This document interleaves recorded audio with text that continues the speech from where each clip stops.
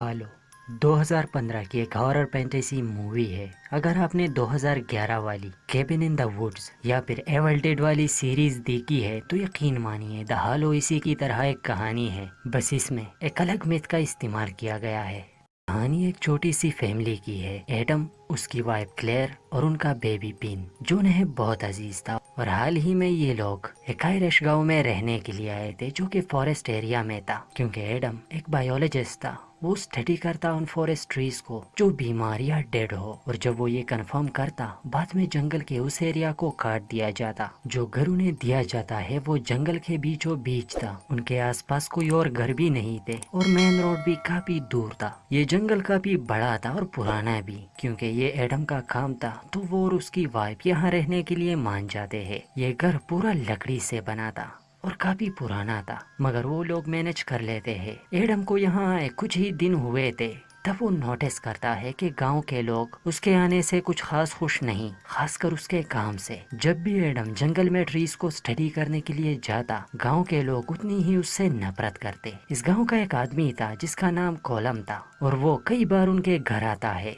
और क्लेयर को समझाने की कोशिश करता है कि उसका हस्बैंड एडम जो कर रहा है वो बंद करे, क्योंकि उसे कोई अंदाजा नहीं वो कितने बड़े खतरे में पड़ सकता है। हालांकि कई बार क्लेयर एडम को कोलम से मिलने के लिए कहती है कि एक बार उससे मिल लो कि आखिर वो क्या कहना चाहता है, मगर एडम क्लेयर को समझाता है कि वो बस मुझे यहाँ से भगाने की कोशिश कर रहा है और कुछ नहीं। और एडम किसी भी हाल में अपने काम को पूरा किए बगैर यहाँ से जाने वाला नहीं था, मगर हकीकत तो कुछ और ही थी। कोलम एडम को वार्न इसलिए कर रहा था क्योंकि कई साल पहले उसकी छोटी बेटी इसी जंगल में गायब हुई थी और वो कभी लौट के ना आई, ना ही उन्हें उसकी बॉडी मिली। क्योंकि ये जंगल हजारों साल पुराना है तो इसके पीछे कुछ कहानियां हैं जिस पर ये गांव वाले पूरा यकीन करते हैं। कहानियों के हिसाब से इस जंगल में एक अंधेरी दुनिया है, ऐसे खतरनाक मॉन्स्टर्स की जो आज तक इंसानों ने नहीं देखे, बस महसूस किए। और वो हजारों सालों से इसी जंगल में रह रहे हैं अंधेरे में। और ये मॉन्स्टर्स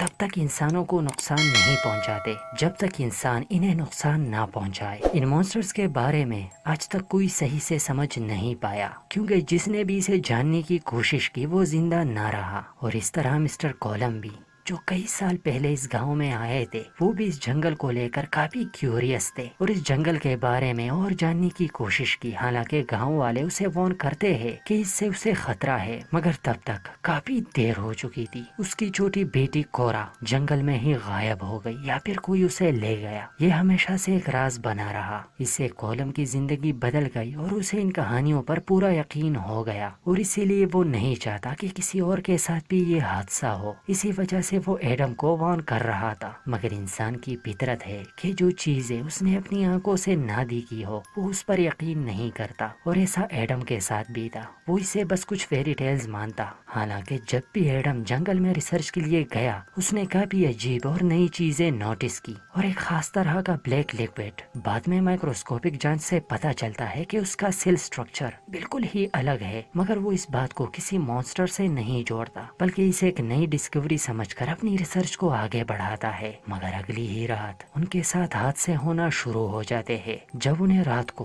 बेबी के रूम से अजीब आवाजें सुनाई देती है और बाद में बेबी के रोने की। ये सुनकर क्लेयर और एडम फिन के रूम में जाते हैं, जहां वो नोटिस करते हैं कि किसी ने लैंप और खिड़की के शीशे को तोड़ दिया है। वो लोग फौरन पुलिस को फोन करते हैं, और एडम को तो पूरा यकीन था कि ये गांव के किसी आदमी का काम है, हमें डराना चाहता है ताकि वो यहाँ से चले जाए। मगर पुलिस एडम को समझाती है कि शायद ये कोई बर्ड था, और इस जगह के रूमर्स के बारे में बताता है कि इस जंगल में अजीब चीजें हैं। मगर एडम को इस पर यकीन नहीं था। क्लेयर नोटिस करती है कि जब वो इस घर में आए थे सभी विंडोज पर लोहे के रॉड्स लगाए गए थे, जो काफी अजीब था। मगर उस दिन क्लेयर ने वो सभी हटा दिए। ऐसा क्यों था ये हम आगे जानेंगे। मगर अब क्लेयर को भी इस जगह के बारे में शक होने लगा, खासकर मिस्टर कोलम की बातों पर। मगर एडम उसे समझाने की कोशिश करता है कि ऐसा कुछ नहीं होता। और अगले दिन जब एडम पिन को लेकर गाँव से कुछ सामान खरीदने के लिए जाता है, गाँव वालों का रिएक्शन देखकर एडम समझ जाता है कि कोई भी उसे पसंद नहीं करता। एडम जिस घर में था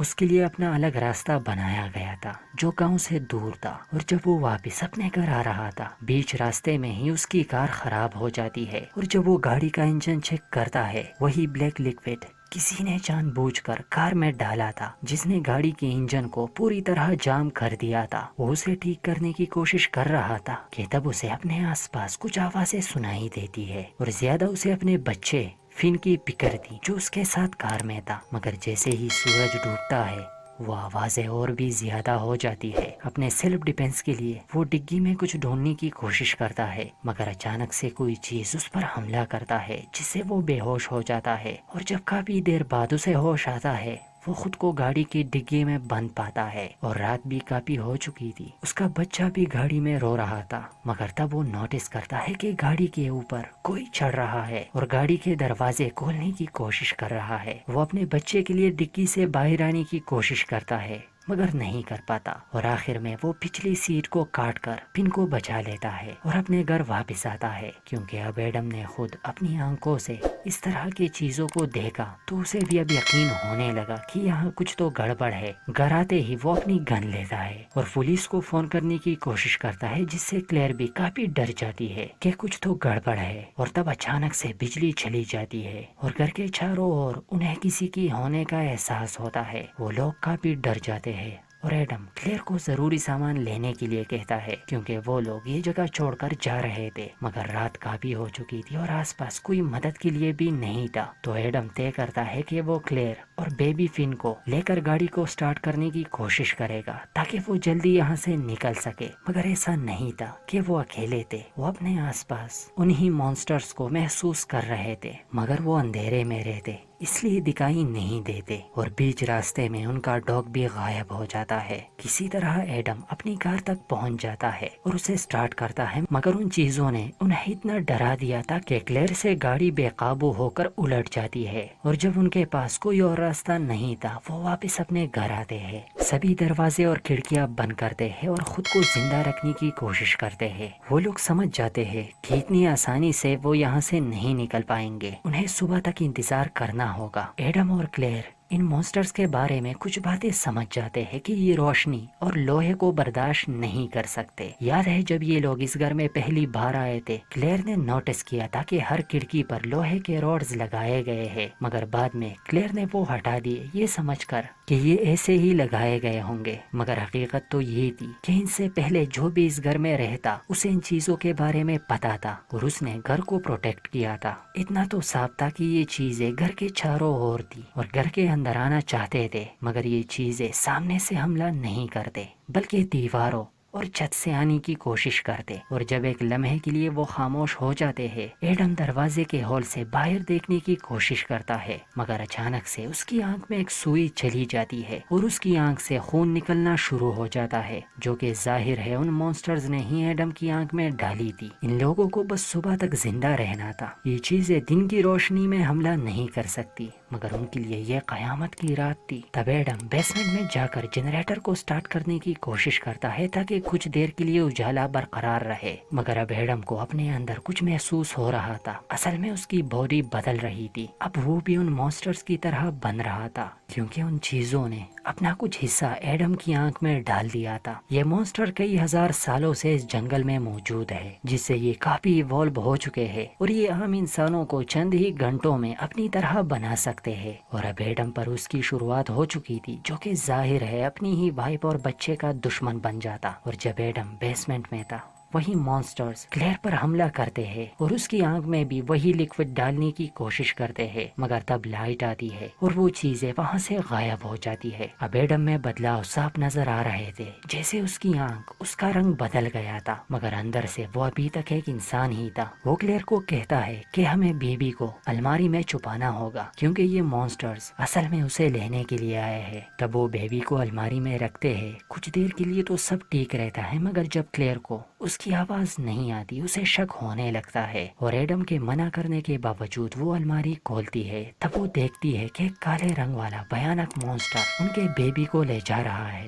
وہ بھی دیواروں کے اندر سے۔ وہ لوگ اسے پکڑنے کی کوشش کرتے ہیں مگر نہیں کر پاتے۔ وہ مونسٹر فن کو لے کر جنگل کی طرف بھاگ جاتا ہے، کیونکہ ایڈم کی حالت بہت خراب تھی۔ تو کلیئر اپنے بچے کے پیچھے جاتی ہے اور کافی بھاگنے کے بعد وہ دیکھتی ہے کہ اسے ایک جھیل میں پھینک دیا ہے۔ یہ دیکھ کر کلیئر بھی پانی میں کود جاتی ہے اور اپنے بچے کو وہاں سے نکال کر گھر لے آتی ہے، مگر جب ایڈم اسے ہاتھ میں لیتا ہے تو کلیئر کو کہتا ہے کہ یہ ہمارا بچہ نہیں بلکہ یہ ان مونسٹر میں سے ایک ہے، مگر وہ بیبی دکھنے میں بالکل ان کا بچہ ہی تھا، صرف ایڈم کو ایسا نظر آتا اور یہ شاید اس کی بیماری کی وجہ سے تھا۔ ایڈم اسے مارنے کی کوشش کرتا ہے جس پر کلیئر اسے زخمی کرتی ہے اور بچے کو لے کر وہاں سے بھاگ جاتی ہے، کیونکہ کلیئر کو لگا کہ اب ایڈم بھی ان مونسٹرز کی طرح بن گیا ہے، مگر فن ہتھیار لے کر اپنے بچے کی تلاش میں نکل جاتا ہے اور آخر وہ اسے مل جاتا ہے۔ یاد ہے مسٹر کولم کی بیٹی جو جنگل میں غائب ہوئی تھی، اصل میں اب وہ ایک مونسٹر بن گئی تھی اور ایڈم کا بچہ بھی اسی کے پاس تھا۔ ایڈم ان سب سے لڑتا ہے